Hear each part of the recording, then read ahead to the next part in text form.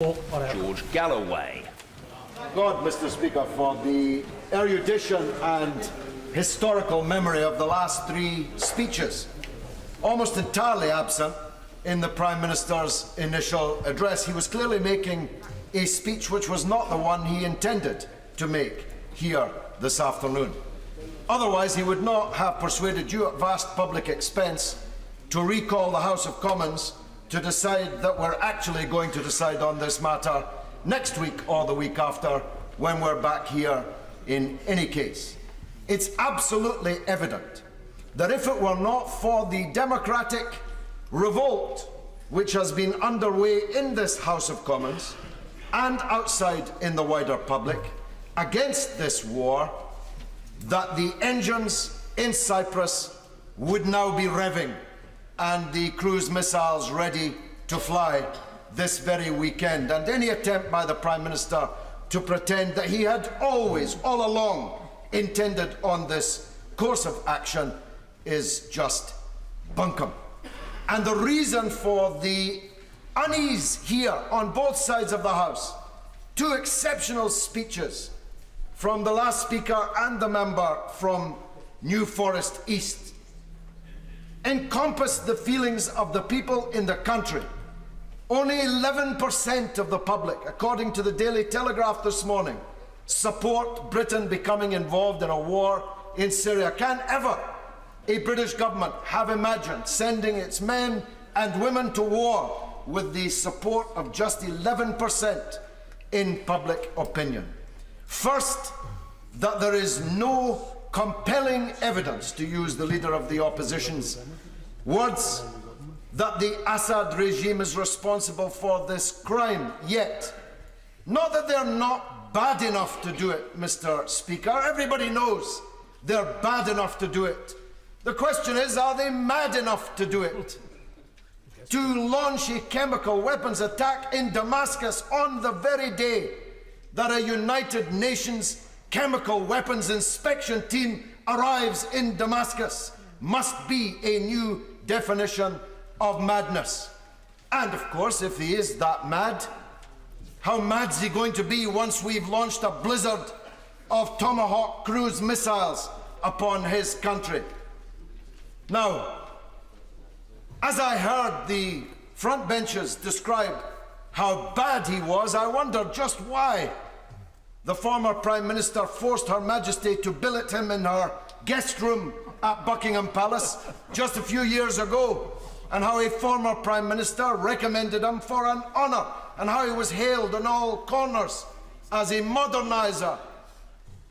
But of course the narrative has changed, because the government is intent on regime change in Damascus. Which brings me to the only other point I'm going to be able to make in the time available. The reason for the unease is that people can see the character of the Syrian opposition. They have seen the videos. We've heard about horrific videos. Take a look at the video of one of the commanders of the Syrian revolution cutting open the chest of a human being and eating his heart and liver and videotaping himself and putting it up on YouTube because he thought it might be considered attractive. Take a look at the videos of Christian priests having their heads sawn off, not chopped off, sawn off with bread knives. Even a bishop in the Christian church was murdered by these people. Every religious minority in Syria, and there are 23 of those, is petrified at the victory of the Syrian rebels that the British Prime Minister and Foreign Secretary have been doing their utmost to supply with weapons and money these last 2 years, and they cannot deny it. They say it's now about this crime, whoever committed it. But it's been the government's policy for 2 years to bring about the defeat of the regime in Damascus and the victory of the kind of people responsible for these crimes. I have 20 seconds left. I'll bring it away. Willingly. If only for another 60 seconds. Remember, the honourable member has made reference, but let's remember where those arms have come from over decades from this country's supply to Syria. Indeed, indeed. I have now 60 seconds at my disposal, so let me make this point more clearly. When did Russia and China, 2.5 billion people, cease to be members of the international community? Who are you on the other side to decide what the international community thinks should do? If you're unable to persuade the Security Council to go along with your point of view, who are you to decide that you will launch a war in any case? You see, I keep hearing about the unreasonable use of the veto. I've heard that many times over the last few years in this House. The United States has vetoed every attempt to obtain justice for the Palestinian people and to punish and issue retribution for international law-breaking on the part of Israel, and nobody in this House has said one word about it. Yes, I'll give way. Very grateful for the honourable member for giving way to me. Mr. Speaker, I think you would be very interested to know that I had several constituents email me about comments made by the honourable member for Bradford West on Iranian Press TV, in which my constituent claims that the honourable member said that Israel supplied the chemical for the attacks in Syria. I would find that very hard to believe that the honourable member said that. So would he like to take this opportunity to refute that or provide the evidence to satisfy my constituent? Well, it just shows the unreliability of relying upon green ink letters, whether they come in the post or in emails. For I said no such thing.